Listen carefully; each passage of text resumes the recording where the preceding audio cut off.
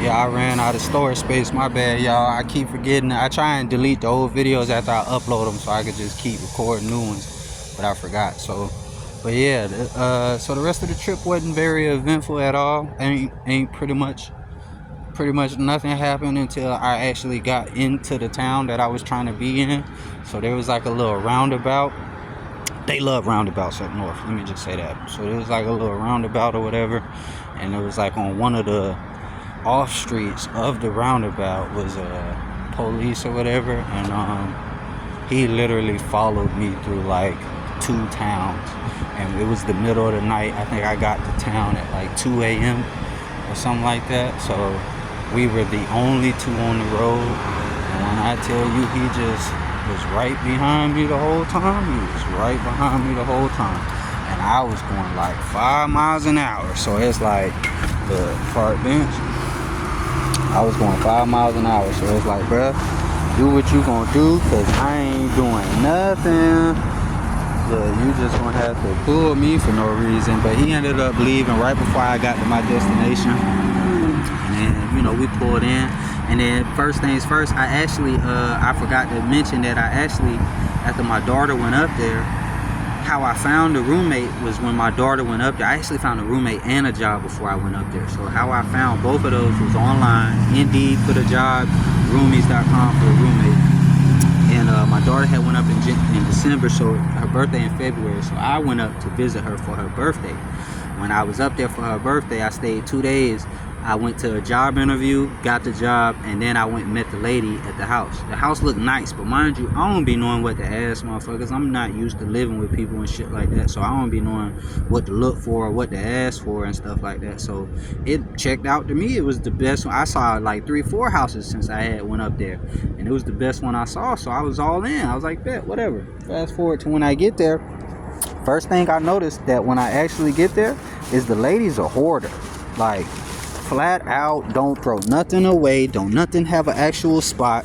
So the only thing in the whole house she kept clean was the living room.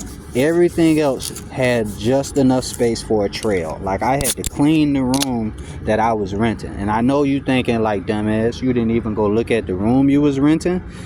And no I didn't. So I had to clean the room that I was renting. It smelled like cats. I had to do all type of stuff to get that smell out of there. And she didn't like me smoking, so I ended up having to smoke all in there and everything to get that smell out. And we just fell out. It was just started off nice, but it went sour really quick because she, like I said, she was a hoarder. She was a little bit crazy. She was older. And then, I was just very kind in the beginning, and I think she thought she could take advantage of me. So it was like, as I started to see her true colors, I stopped being so nice. And then, on my side, I lied basically about the whole situation because I told her it was just going to be me. And then, I wasn't even there a whole 7 days before my mom called me and was like, look, I've been sleeping outside on the park bench. I can't find nowhere to go. And it's like, all right, come on until you can find somewhere to go.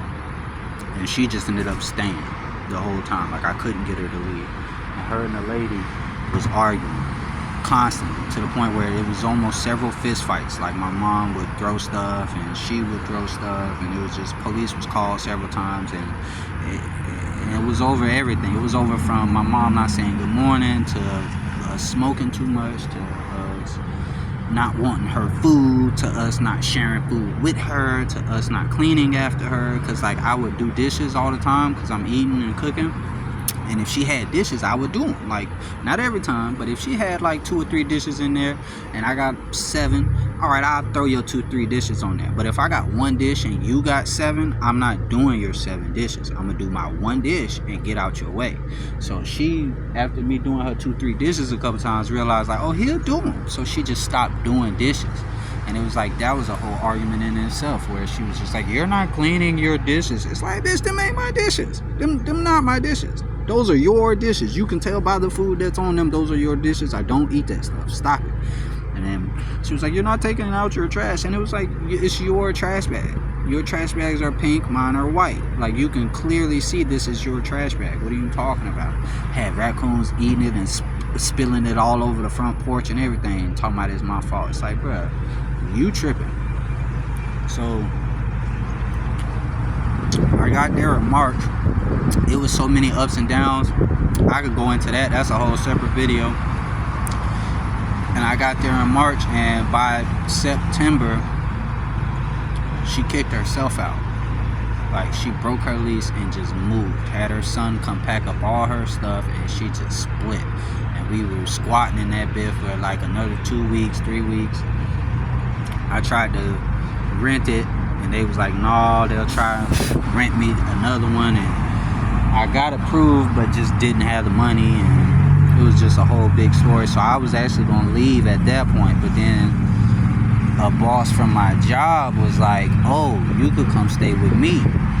But he was so cool and green at the same time that didn't work from the jump either, because when he first told it to me, he was like, bro, I'll let you just stay there and I'll go stay with my girlfriend. And I was like, whoa, Brian, wait, don't say that. Like, yeah, I would love to take that offer, but you're saying a lot. You're saying you're gonna give me your house. Like, think about that, and if you feel like that tomorrow, tell me, and I'll go through. So he thought about it. He told me tomorrow, and although he retracted his statement of I'll give you the house, he still was like, I'll let you stay there. So it was like, all right, bet, let me come see it, check it out, woo woo. Mind you, this house was a piece of shit. It was a house, but it was a piece of shit. Nothing was fixed. Everything looked like it was still being built. The stairs that I had to use for an entrance, if you shook them real hard, the whole thing would come down.